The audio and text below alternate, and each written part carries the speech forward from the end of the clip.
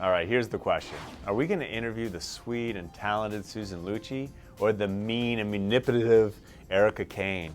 Hey, welcome back to Get Connected. I'm your host, Conn Jackson, and the famous Susan Lucci joins us right now. And I'm just curious, is the key to your awesome beauty playing mean roles on TV? You think it puts a sparkle in your eyes and lights you right up playing the bad girl? Well, Susan, you do it so well. Thank you very much. Thank you. Well, I find those characters, they're very juicy. You know, you can really sink your teeth in. Well, Susan, it's a delight having you with us. Congratulations on this new show. But could Erica Kane possibly be featured on this show, Deadly Affairs? Some of those love relationships that Erica Kane was involved in ended very badly.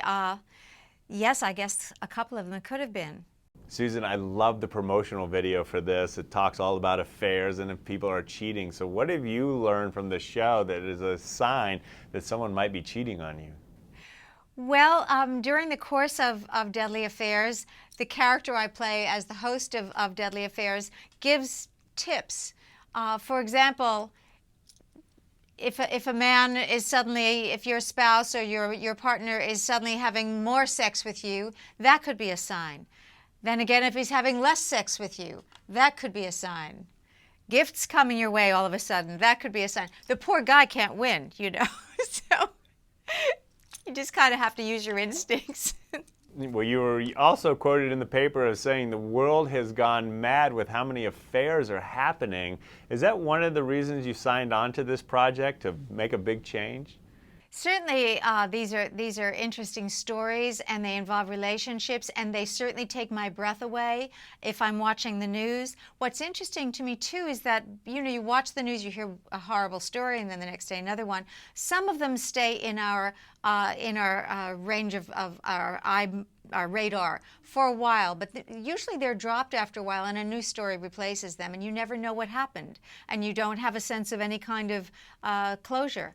But with these stories on Deadly Affairs, they are real life love relationships gone as wrong as they can possibly go, with fatal outcomes, and you get to see what happened. You get to see the thing reenacted, you get to see what might have led up to it and what happened. So I like that aspect of it. It's an interesting possibility now to look behind the closed doors, to see the truth, which is stranger than fiction, but to really see it. They are dramatic reenactment, but often the real life people surrounding the victim and the perpetrator are interviewed. So you get their eyewitness too. Wow, Susan, that's really interesting. Tell us what makes Investigation Discovery such a good match for your show. Well, Investigation Discovery has a wonderful history and ongoing viewership that is addicted to crime reenactment shows. And I think that everyone at Deadly Affairs, at ID, has been very clever in understanding how well they produce these pieces and how entertaining they are to the viewer. And now with Deadly Affairs, they're not just resting on their laurels of a tremendous success. I mean, Investigation Discovery is the fastest growing network on television, but they're not satisfied saying, oh, well, we have that now in our back pocket. No, they're going ahead, being very creative. And with Deadly Affairs, they're opening it up. I'm hosting, but I'm playing a character hosting. The character is a nod to the Erica Kane character, but it's not Erica Kane.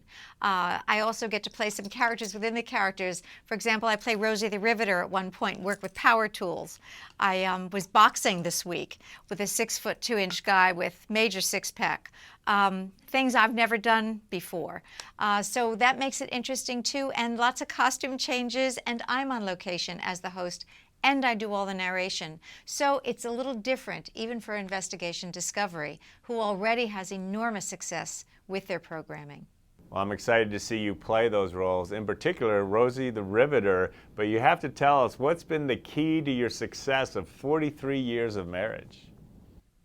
Oh, I got lucky, and I don't mean to hedge the question, but I mean that I was young when I got married, and I just thought my husband was very sure of himself, had a great sense of humor, and he still makes me laugh. And he's still the smartest guy I know, so that's a great combination for me. I am blown away. 43 years. Congratulations on that. Let me ask you about your book, All My Life, where you mention in there how important your father was into blossoming into the woman you became today. What a wonderful question.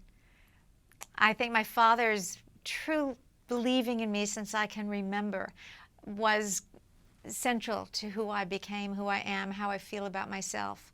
I'm very grateful to have had the best dad in the world.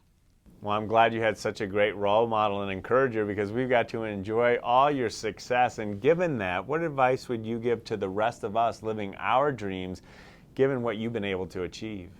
I would say pursue your dreams. We live in the greatest country on this planet, and you can make your dreams come true. Follow your heart, follow your dreams, get the best education you can, and work hard, and you have every opportunity here. Well, we're certainly glad you followed your heart. We get to enjoy it. Congratulations on the new show, and we look forward to talking to you again soon. Thank you so much. Great talking to you, Conn.